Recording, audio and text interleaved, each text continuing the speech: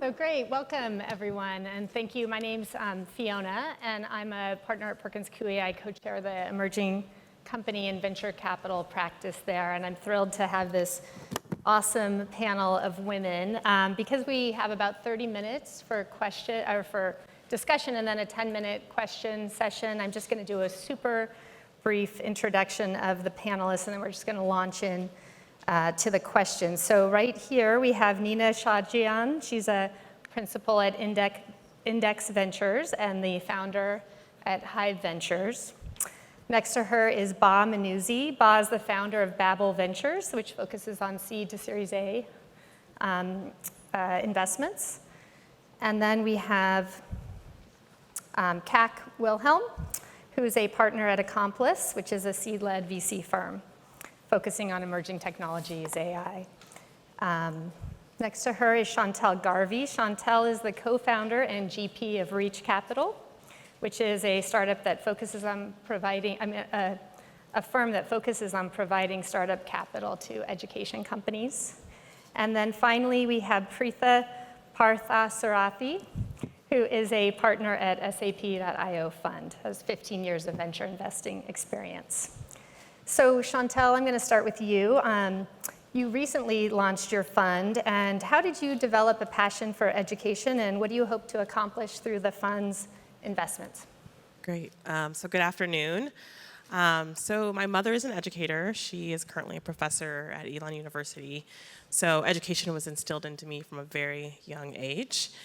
She herself excelled in school. She ended up getting her PhD. And she came from a low-income background, so education was her path out of poverty. So growing up, she made sure I had all the education opportunities that really shaped the trajectory of my life. So I really wanted to give back in education. I started tutoring, I started mentoring, I ran an after-school program when I lived in Cincinnati, and really started seeing the discrepancies in the system and a lot of the injustices, and seeing that so many students didn't have the same access that I did to quality education. And so I was really intent on how do I kind of dedicate my life to helping others have these same opportunities and education kind of be a lever for social mobility. So now I'm at Reach Capital. It's an early stage tech venture fund, and we really believe that global businesses can be built at the intersection of education and technology. And our hope is that we can inspire and empower learners at every life stage, so from very young all the way to adult lifelong learners, to just really reach their full potential. Great, thank you. Ba, I'm going to move to you. You have invested in numerous companies outside of the US and advised startups in regions throughout the world. And given that background, what advice would you give to immigrant entrepreneurs seeking investments in the US? Good question. So I think either way, if it's an immigrant in US or an American founder going to other places to raise funds, you need to understand the culture. So each VC scene plays a different game, and that goes for everything, like valuation, follow-on rounds, abundance or not, like lack of capital. And you need to understand who plays what. So who are the VCs? If there's any scene of angel investments, if there's any scene of family offices, like who do you talk to raise these funds? And once you understand that, it just becomes a way easier to raise the funds. So it's all about the culture, and specifically the VC culture in each place you're fundraising. Great. Kak, I'm going to move to you. So you do a lot of investing in seed stage companies, and I'm curious, what kind of advice would you give to startup founders who are looking to develop relationships with seed investors? Yeah, sure. Can we just get a sense in the crowd, like show of hands if you're an aspiring founder? Okay, so a collective, maybe not everyone, but a strong group. Yeah, so I think what I would say, as you move to getting seed funding, what has to happen before that is angel funding. And I think a lot of it comes to what you said about like the culture of where you are. And what I would really say is what's most important is like do the very best at what you're doing today. And because what you're doing today is you're trying to build your tribe for tomorrow. And really what you're doing when you're starting your company is like, you need one person to believe in you, and after you have one person, you need a second person and a third person to believe in you. Some of those people are going to believe in you and they're going to give you advice. Some of those people are going to believe in you and they're going to give you money. And so that's sort of where the culture of the ecosystem fits in, is like, yes, you're going to need advice from some, money from others, and you sort of have to play the game with regard to the money game. So if you're in Silicon Valley, then yes, like angel funding is probably going to be a prerequisite to your question, like seed funding eventually, and then when you want money from Nina and some of these others doing later stage checks, like you will have had to have done the seed funding and the angel funding. So I think it really comes down to like, can you build your tribe today of the people who will go to bat for you? And then some of those people, if they're the founders of your company today, or they're independently wealthy, those two could be your initial checks to building the company. Great. Nina, you focus a lot on investing in small and medium-sized businesses, and can you share with us your thesis around those kinds of investments? Yeah, sure. So Index does a whole bunch of investments from early stage all the way through growth, and our team covers a whole bunch of different things. But one of the areas that I've been focusing a lot on is the SMB. So if you think about it, the last 10 years, there were a lot of startups that were built, and investors and board members would often encourage a lot of these founders, you have to sell to enterprise. You have to get like 100K plus annual contract values because it's so expensive to acquire these customers. The sales cycle is so long, and that was the only way to make the numbers work. But if you think about it, now that a lot of these enterprise customers have actually already shifted to the cloud, there's a massive opportunity for some of the smaller and medium-sized businesses out there. For example, I think Shopify has done a great job of really empowering a lot of mom and pop shops to get online and kind of Amazon themselves, or have an entire e-commerce solution out of the box. So one of the areas that I'm really focused on are there products that are built by particular people for particular industries? So for example, we invested in a company called ServiceTitan. It built software for plumbers and HVAC and electrician business owners to run their businesses. And if you start thinking about all the people you interact with, whether it's salon owners, people that are renovating your house, construction workers, a lot of them are usually dominated by small businesses. So I think there's a tremendous opportunity to build software to really empower what we like to think of as the backbone of America. Great. And then Preetha, you like to seek out diverse entrepreneurs. What lessons have you learned over the years that would be helpful to founders, and particularly women and other diverse founders? I think the number one thing I would recommend women and diverse founders and entrepreneurs is to choose your team wisely, especially your co-founders and your investors. There are statistics that show that women and diverse founders are 30% more likely to be displaced during the first few years of founding the company. So having a strong team that supports you and supports the diversity of thought, you have to make sure that you have the right team in place. The second thing that I would suggest is increasing your web footprint to be able to be discovered, right? There's a lot of venues these days: AngelList, Crunchbase, LinkedIn, Medium, blogs. In the past, yes, there is a notion that VCs reach out to their networks to get referrals for investments. But VCs are also changing, right? They're becoming more data-driven. They look at analytics. They look at which companies are doing well, where are the hot jobs, where do people want to work, and there are a lot of external public signals that they look at as well. So increasing your web footprint could help you tremendously. Great. And in that vein, I think we know that the percentage of investments flowing to women and diverse founders is, just a fraction. But women like you who are actually doing the investments is also a very small percentage. So Chantel, I'm curious what challenges you've faced breaking into this industry.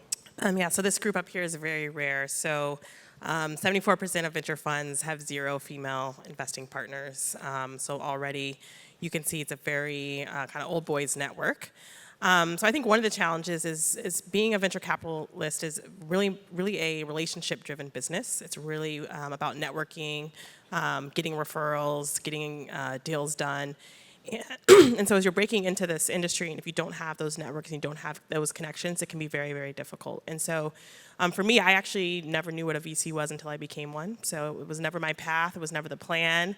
I kind of fell into it. And so when I first started, I really didn't have any of those networks to really break into this space, and just really had to hustle and get to know people and go to every conference I could, start to meet people. And really, I think if you start to do things for people, they will start to kind of pay it forward and do things for you. And so how could I help people so that when they did see a deal in education, they would know to send it to me. And so that was, I kind of had to build that trust and build those relationships over time. And I think it's even more hard for me because I am an introvert, and a lot of this job is extroverted. And so just having to get over those challenges and really kind of build those networks and build those relationships. And for the entrepreneurs in the audience, I think we're going to hear from Nina about how you source investment opportunities. Yeah, so one of the hardest things is actually, as a founder, getting the intro to a VC, right? And right now, there's so much noise top of funnel with like LinkedIn and emails. I mean, you really can reach anybody either by guessing their email or pinging them on LinkedIn. So for us, the intros that we really prioritize, I would say, are one, intros that come from our own founders. And something that's not talked about a lot is that if you're in the audience right now and you're a founder, and let's say there's, you really want to meet with CAC, and you're like, I don't know CAC, I don't have any mutual friends with CAC, how do I get a meeting with her? One of the great things is actually finding a founder that CAC has worked with or invested in and going and having coffee with them, because I'm sure founders a lot of times are receptive and open to being helpful. So one great way is to go spend time with a founder that's in the portfolio of the venture fund that you want to meet, and ask them all about that person. Hey, is this something that would fit their investment thesis, their stage? What do they look for? Are they going to ask me a lot about market size? Do they care about traction? And I guarantee you, if that founder makes an intro to any one of us, we will take the meeting. We will definitely take the meeting. So that's one good way that, for us, we source deals, but also I'm sharing with you as an avenue to get an intro into, the VC fund that you really want. Another one is to go through your existing investors and have them make an intro. I'd say the first one is more powerful. And then lastly, of course, there's events and things like that. And a lot of people at events are very open to follow-up. I'd say if you are going to email somebody and follow up, give them enough context to kind of give the hook for the meeting. So, don't just send your pitch deck, but say, oh, hey, I read that you really like X, Y, and Z, or you said on your panel A, B, and C, and this is why I think I'd be a good fit. And even if I'm not, I'd love to get time with you to ask you questions about these two portfolio companies you worked with that have similar business models. So I think for us, a lot of companies come through those ways, and for you guys, those are great ways to get your foot into the door. Yeah, I would add to code emails work if they're very thoughtful, right? So I have a bunch of emails that say dear sir or madam, or dear name, blank, blank, blank, blank, right? So clearly it was just spam. But like she was saying, it's just if you're very thoughtful around, I've looked at your portfolio, I'm very inspired by your vision, this is why I want to talk to you specifically. Those emails catch my attention more than the spam email. So you can still go that direction, but just be thoughtful. CAC, what are some common mistakes that people make when pitching to VCs that you wish they would stop making? So I think there's one that stands out for me, which is, and it's more for your sake than it is for mine. I'm a former salesperson, and so at the end of the meeting, I have 95% of the time, close the meeting, no one asks about what are next steps, what's your criteria, who will I talk to next, what's your budget, classic sales, in a closing call in a sales conversation, you're trying to get to the next meeting, get to, qualify out. And I think entrepreneurs are often a little too sheepish to sort of ask for the order. But the very logical conclusion of that meeting, if you're the entrepreneur, should be what can I expect afterward? And even if I find myself, if someone's asked me and I find myself saying I'll get back to you by Friday, I will get back to you by Friday because I told you that I would. If you never ask me when am I going to hear from you or what's going to happen next, then I would hold myself to a pretty high standard. Hopefully I'll still get back to you, but I'm way more likely to get back to you if I've told you verbally what it is that I'm going to do. And I think as you run these processes, getting to no should be as valuable as getting to yes, because you're just, all you need is one term sheet, one check, and if you can rule people out that you know are out, like that will save you so much time as you move forward.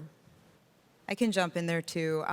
So a couple of tactical things. One, there's this thing that I call the 30-second rule. So, if you're in a pitch and it's been like 5 minutes and you still haven't explained in a clear way what you're doing and why you're excited about it, it is really tough to recover from that, because if you imagine the people that you're meeting with are so used to hearing ideas quickly. So I like to say, after you introduce yourself, in the first 30 seconds, be able to explain what it is you do. And usually you should be able to explain it in maximum 2 or 3 sentences.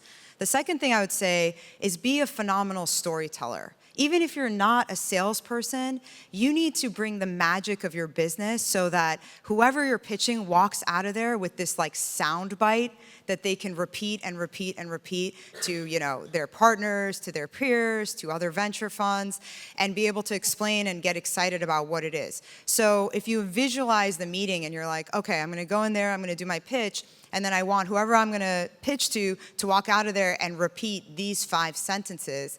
Think about that and steer your meetings towards that, because that is so powerful. Because the worst thing is you walk out of a meeting and you have like no idea really how to describe it. You're not excited by it. So that's actually, I would say, a really interesting thing to keep in mind when you're meeting with venture funds. And there's actually a book about this. I think it's about Pixar. Oh, yeah. I've heard other where they talk about storytelling is so important when you're trying to persuade somebody to do anything, including invest in your company. And don't leave yourself out of the story. That's really important to me. Like, why are you starting this company, and why are you uniquely positioned to do this startup? So I hear people pitch great ideas, and then I'm like, but why are you starting this company? So really don't underestimate your story. Ba, we're going to go to you. So what is the most important thing that you look for when evaluating a potential investment in a startup? And follow on to that is, does diversity among the founding team factor into that decision-making process? Okay, so going back to what you just said, it's about the team. I invest very early, sometimes the first check-in. So the founder or the founding team and their why, it's extremely important for me. It's just because you have so many challenges along the way. And if you don't have a clear why and a clear roadmap, of course the roadmap will change, but if you have that clear vision to execute, aligned with your mission, like your passion, your why, it gets way stronger. So the first thing I see when I'm investing is the founding team. And then the second is the level of urgency of the problem they are solving. So because my funds have a term, so like I have 10 years to deliver, I need to see these solutions happening before these 10 years, right? So I want to see solutions that will be happening the next 4 to 7 years, and I want to see how they see that happening, right? And the level of urgency of the market, not their level of urgency by themselves, because sometimes the founders think it's like, wow, it's a huge market and it's a big problem and I have the solution. But you know what? The market is not there and people don't even care. So the level of urgency needs to exist from a market standpoint. And then diversity, I love to see diverse teams, but I bet in the best team. So it doesn't really matter if it's Brazilian, like Indian, whatever it is. I'll be betting on like the person that I see, more than the passion, the obsession of making it happen. Maybe like one point on that, and would love to hear the other panelists' thoughts. A lot of the best companies in Silicon Valley have been built by people that were the underdogs. And sometimes I think about whether it's gender or whatever your personal background may be, or your personal story that hasn't been easy or something that you've had to overcome. I actually think if you channel that as an advantage because you've had a harder path to get to X, that's actually going to mean that your journey from X to Y, you're better prepared for. Like, think about it really as an advantage almost. And so I think one of the interesting and inspiring things is that looking around and seeing people that really came from nothing, had no advantages, and were able to build multi-billion-dollar businesses. And so that is really exciting, I think, when looking at founders. And for us, we try to seek alpha, which means we try to pick the founders that everybody else didn't pay attention to, or maybe didn't didn't see the vision, because that's the only way that you really get outsized returns. To add to that, one of the things that I look for is if a company was diverse to start off with, and then it became non-diverse because a founder was fired or something like that, that sends a really bad signal. It gives me a thought that maybe the company is not very, does not embrace diversity as well. So that, is a red signal for me.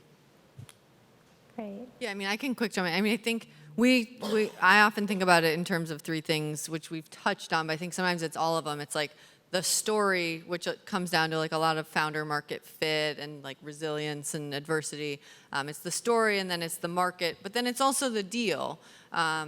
Because the wrong deal, maybe it's the wrong fit for your firm, or maybe it's too expensive, or maybe the founders gave away too much of the cap table early on, and there's just like no viable outcome that makes sense for a new financial investor to come in. And so those, I think all three of those in tandem, different firms, and I think different stages are going to prioritize some of them, weight them differently. But it's always going to be some common, like the founder piece, like none of us would invest in the founder if like the other two things just don't work out. The market's not right and the deal terms make no sense. So those are always, need to be in balance. Great.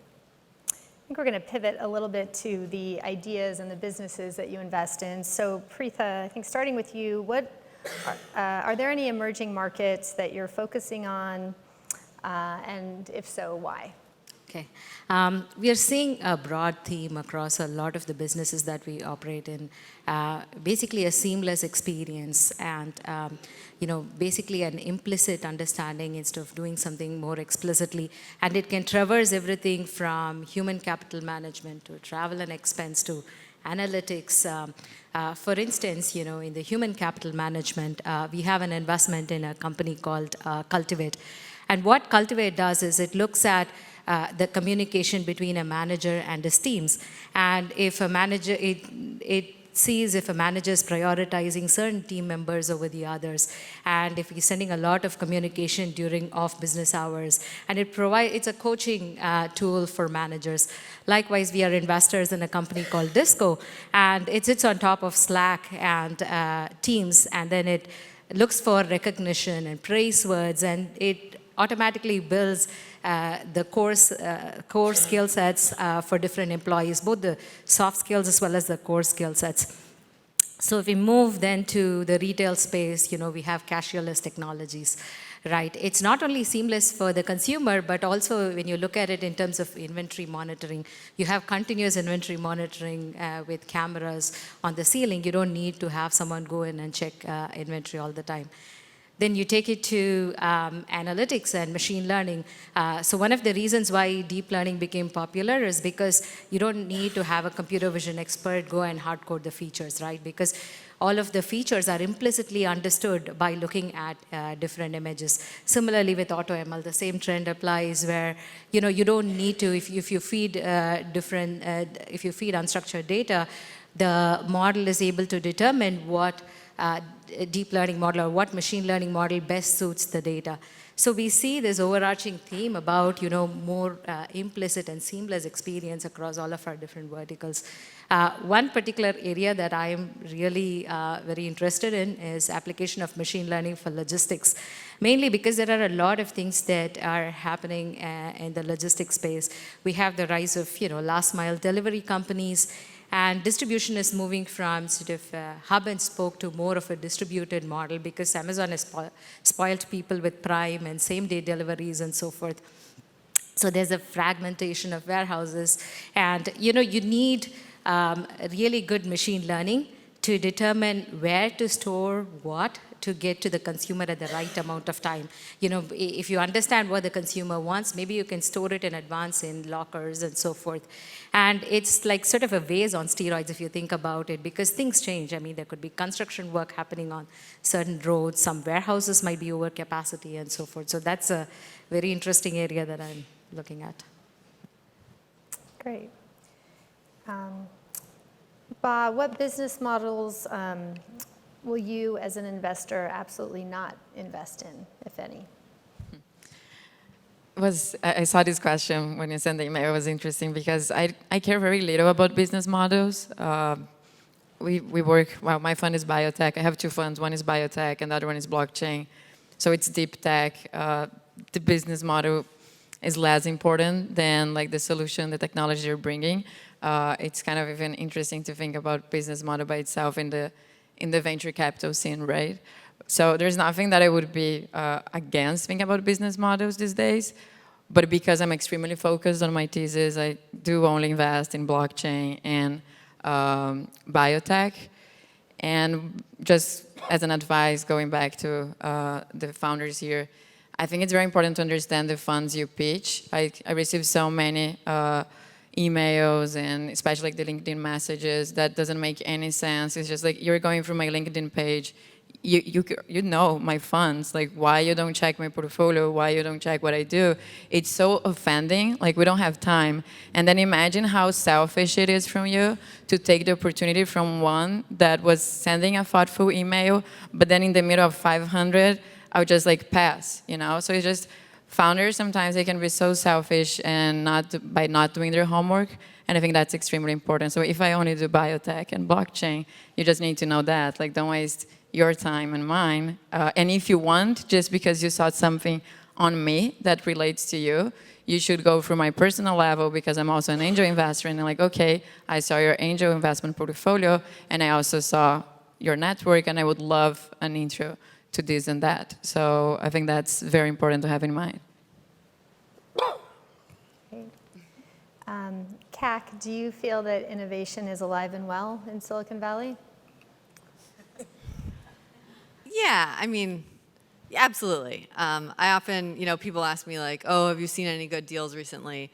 Are you working on anything? And I used to say like, oh, I haven't seen anything interesting. The suggestion being like, nothing interesting exists and, therefore I haven't seen anything interesting. And I've totally changed my approach because there are bazillion interesting things out there and it's on me to find them. And so if I'm not looking at anything interesting right now, it's because I haven't like opened the aperture of top of funnel to have enough things come my way for me to like be excited about something. Because I think it's sort of cheap for me to say like, oh, there's nothing interesting out there. Like, of course, there's like innovation is alive and well up the street, down the street, in Brazil, all over the place. It's just on me as an investor to find it.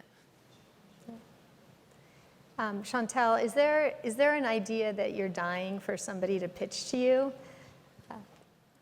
So I've been obsessed lately with this student debt crisis. And so we have 44 million Americans that owe over $1.5 trillion in student debt. And this is having downstream impacts where people can't buy homes, can't buy houses, and ultimately can't start companies because we're drowning in student loan debt. And I have made a couple investments in the space. One is, tackling people who already have the debt and they're actually working with employers. It's called Future Fuel, and what they do is they work with employers to provide student loan repayment as employee benefits. So instead of your employer, matching your 401k because you can't even contribute to your 401k because you have student loan debt, they would actually directly pay down your student loan debt. And so it's great for the employee and it's also great for the company as a retention tool. But that's sort of the back end. So that's more of like a Band-Aid solution. And so I would love to see more solutions that are on the front end. So either educating people about what it means, what's the ROI of higher education, are there alternate paths? Are there different career pathways to get to the career outcomes that you're wanting to do? Do we need to educate people more on, if you're going to go to this institution, this is the likelihood of the job you're going to get and the income that you're going to get. So starting to see a lot of solutions in that space, but would just love to see more. Can't we just clone the Vista founder and have him forgive everyone's student debt everywhere? Right. Or, we're also looking at, is it a private or a public? There's also candidates running who are saying we want to, forgive all the debt, but there's still a lot to be done there, so. Right. And I think we're going to pivot a little bit to kind of personal challenges that you faced in this business. So, Preetha, what is the biggest hurdle that you faced or are still facing as an investor or advisor? I think a lot of investors would agree that one thing that you should have a team that actually supports your intuition.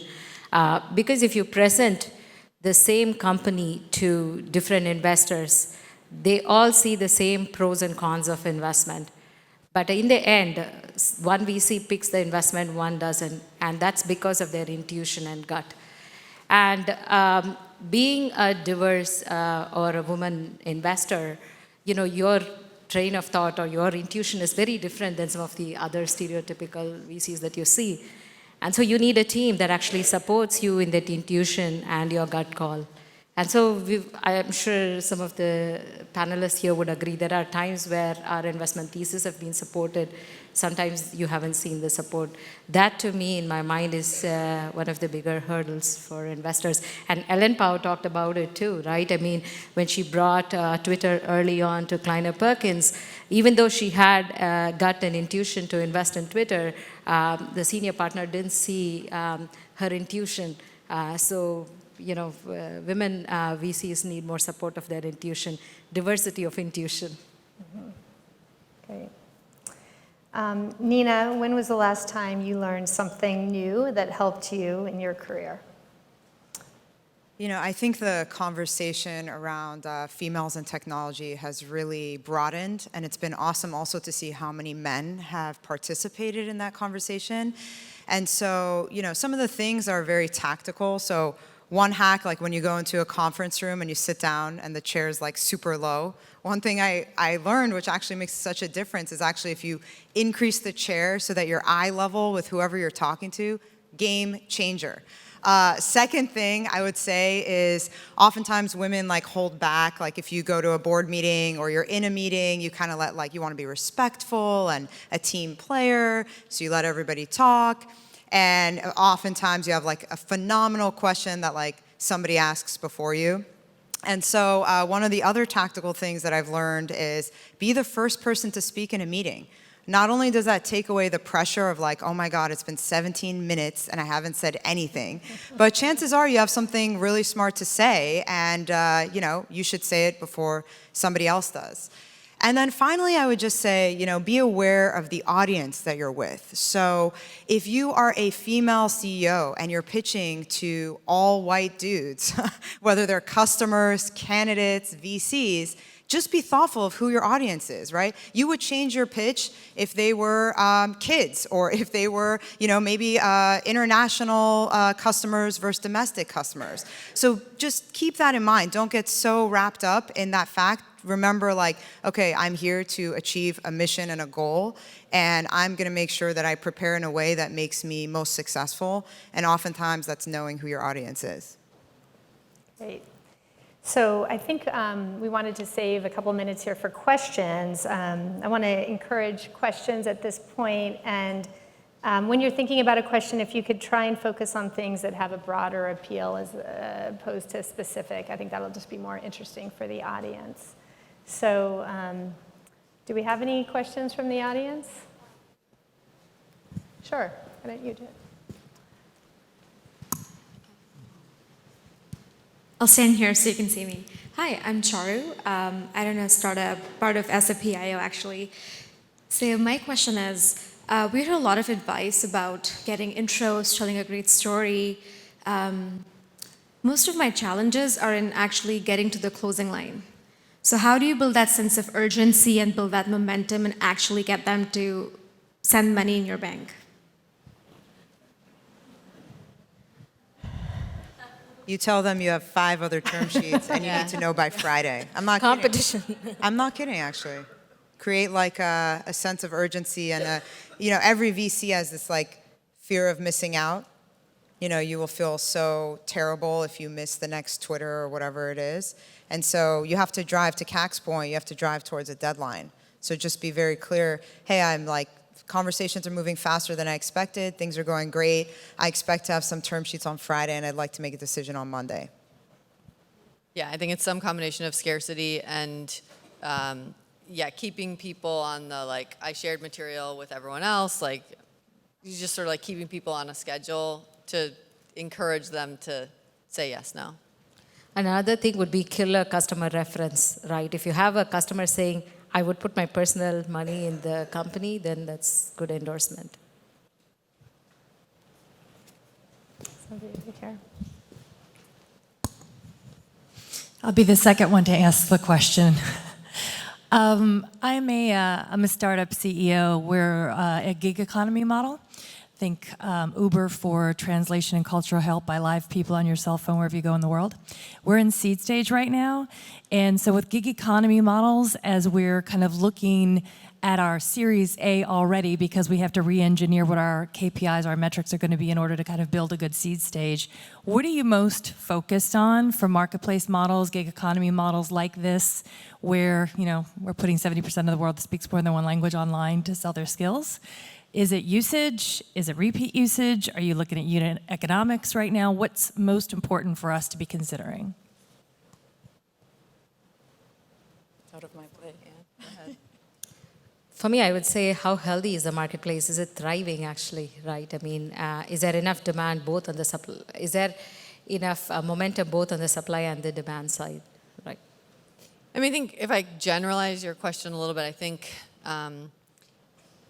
the key is less so the absolute value of the numbers you guys have, or founders who come pitch. It's way more about the rate of change. So how quickly are you growing? How quickly are things improving? How quickly can you hire reps and have them achieve quota? Because all I'm trying to do is understand what you've done and then believe that if I invest right now, you're going to go straight up and to the right. And if I wait one day, it's going to be too expensive and I will have missed it. And so to your question, it's like all of the metrics that VCs are going to care about, and then it's just how quickly are they changing. Therefore, how much fear do I have that I'm going to miss out on this round and never have the opportunity to invest again? I'll just add to that, because I have this specific focus, all the deals that doesn't align to my thesis, I always send to colleagues, right? And the way they validate their investments are totally different than mine. And most of the marketplaces, most of the e-commerce investors or whatever, they have great articles telling how they validate, what's the measurements that are important for them.